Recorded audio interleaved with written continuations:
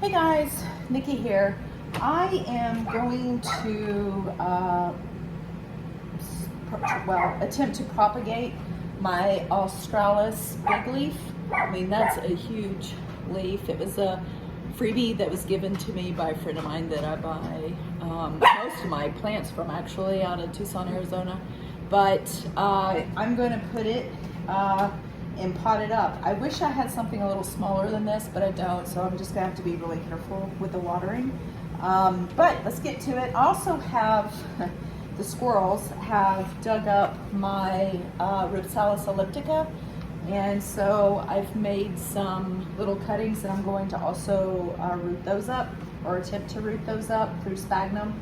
I also have a lot of luck with these in Leca. I just am in a hurry because it's hot and they're really wrinkly. I mean, the chances of these making it 50-50 maybe. Oh, good, got my mic on.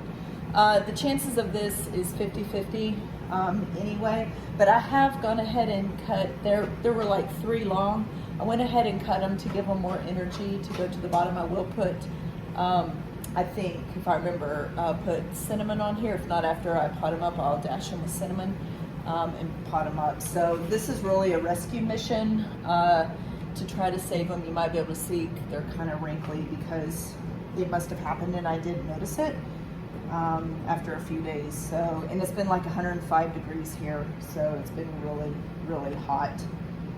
The squirrels are getting super desperate for water and digging their little nuts and acorns and stuff. So anyway, it's what you do. You deal with nature.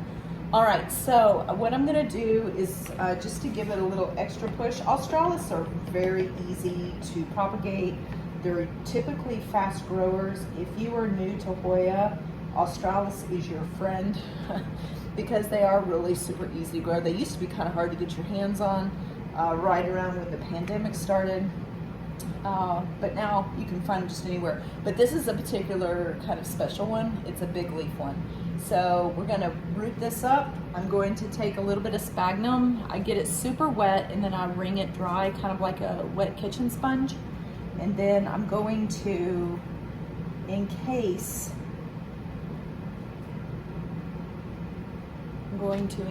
it, the cutting, and then put it, nestle it in here. It's kind of tricky because it's only one leaf, but I'm going to do it like this, I think, and go with it and see. Like I said, these are super easy typically to root. Now that I said that, watch this one be tricky. I am going to pin it down because it's only one leaf. I already have a marker and gonna give this one a shot and see. Like I said, those are typically pretty easy, so I'm not too worried about them. And the rooting hormone with sphagnum is a hit or miss with it. I'm just giving it a little extra love to try to see if it can root up with it. It may or may not work. It's really good to use in soil. I also have Clonex, and I really enjoy that one. Again, the sphagnum is kind of tough because you have to keep it wet and rinse it a lot. So we'll see. Next on my list is this Rhipsalis Elliptica, and I'm probably gonna have to make a couple of pots of it. In fact, let me use these, kind of the taller ones.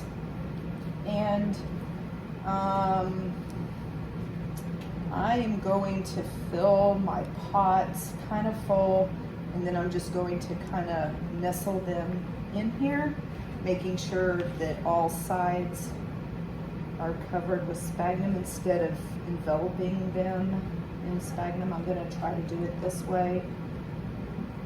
I'm not too sure if this is actually going to work or not, but the way I look at it is if I don't try, I certainly won't get a good chance at it. So, you know, this is better than throwing it out. It probably was laying on the ground a couple of days because I'm watering about every other day, and I noticed it last night, and I picked it up.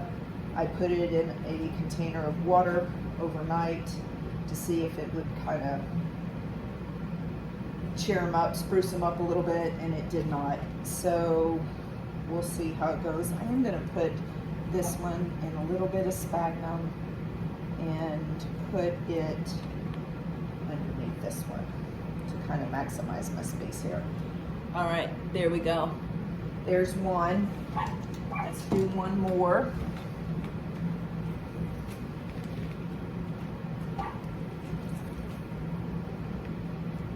Okay.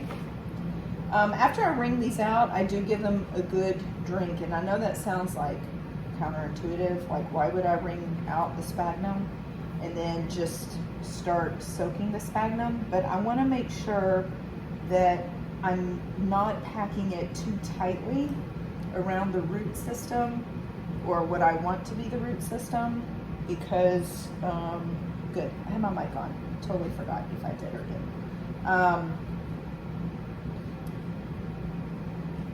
Because I want this to be light and airy, and then when I water it, the sphagnum over time would compact, but it doesn't for quite a bit of time, quite a while.